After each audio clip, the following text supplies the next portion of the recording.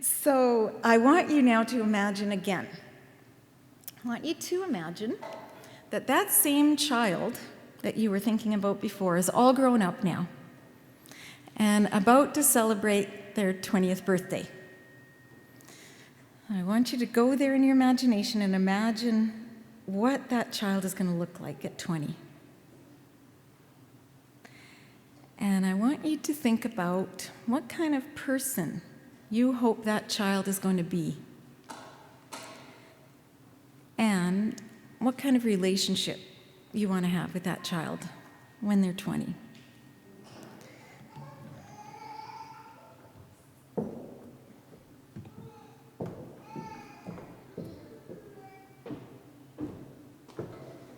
Okay, so tell me, what kind of person do you hope that your child is going to be at the age of 20? Just tell me some characteristics you hope they're going to have. Caring?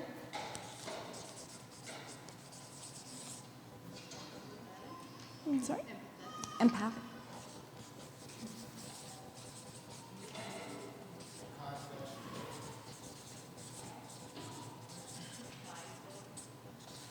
Sorry, say that one louder.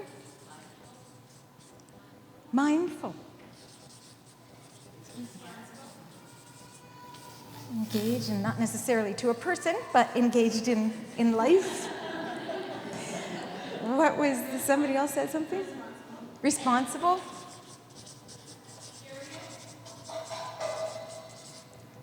Curious. Happy. Respectful.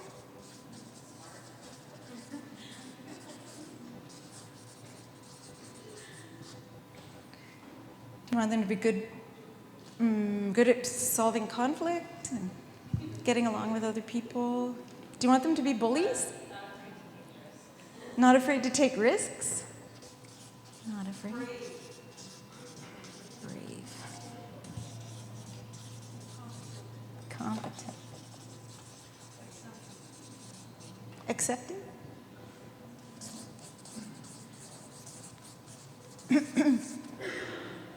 So you want kind, capable, confident, happy, thoughtful, engaged, participating, brave people who take responsibility and you can count on them, curious, loving to learn. Do you think that bribing them and giving them ultimatums and counting down 3, 2, 1, demeaning them are going to get you here?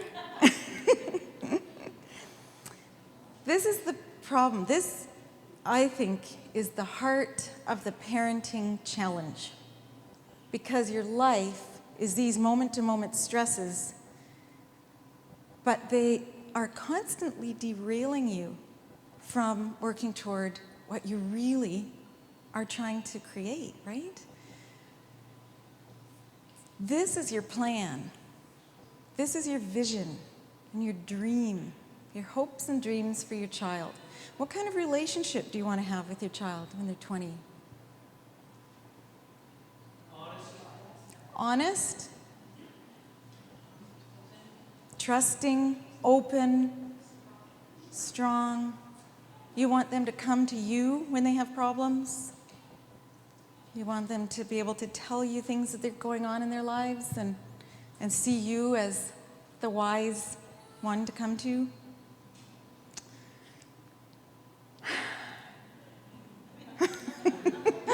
You see the problem? And this is why we want to steer away from all this controlling and punishing, because the punishment over and over and over creates exactly the opposite kind of a situation from what we really want. We just don't see it in the short term. We don't see it moment to moment. But what's going on inside the child is that relationship is being eroded, the trust, the honesty. If we want our kids to be honest, they can't be afraid of us. And if we want them to trust us and us to trust them, we've got to be able to let them know they can take risks around us and they can make mistakes and it's going to be okay. So our short-term stress response always derails us from what our long-term goals actually are. And this is the problem right here. And this is why we think discipline is that, but it's not. Discipline is this, is getting to here. So how do we do that? Well, that's a good question.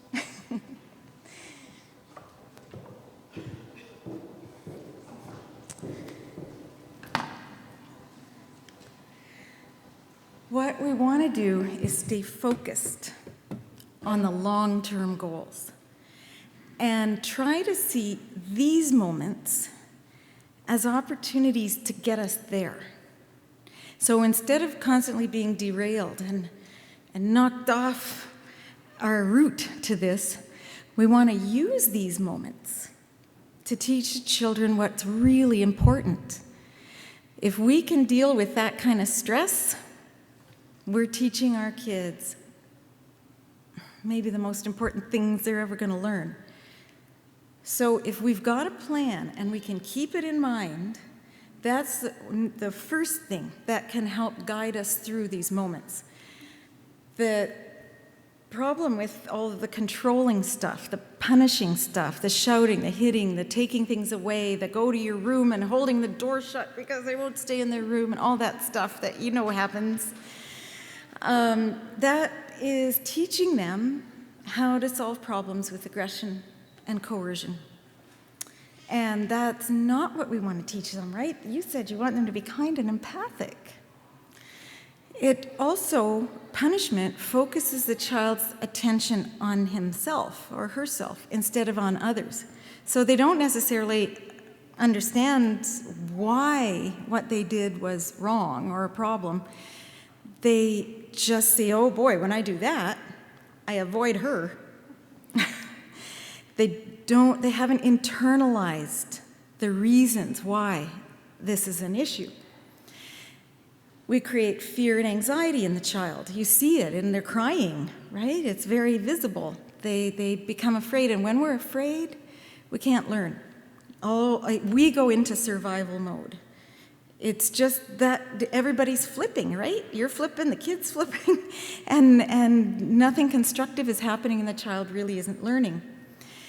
Over time, we erode the child's self-esteem. If every day going out the door they hear, how many times do I have to tell you? Can't you ever remember? Can't you ever learn? And then they go off to school with that message in their head. So we're eroding their sense of themselves as competent. That was something you said you wanted to do. And we're breaking that trust because the child needs to know that we're their anchor. We're the shelter in the storm. When they're flipping, they can count on us. If everybody's flipping, it's terrifying to a child. So they need to know that they can count on us and that we are reliable in how we respond to them.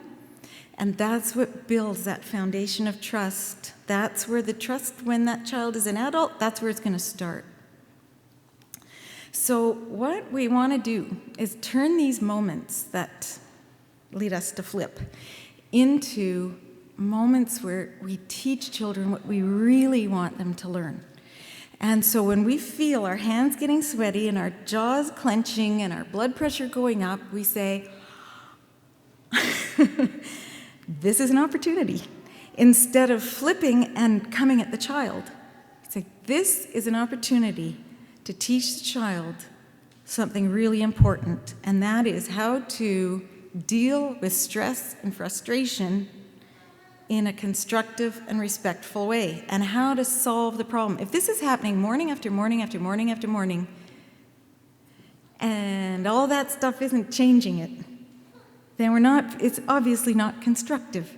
So how can we solve this problem?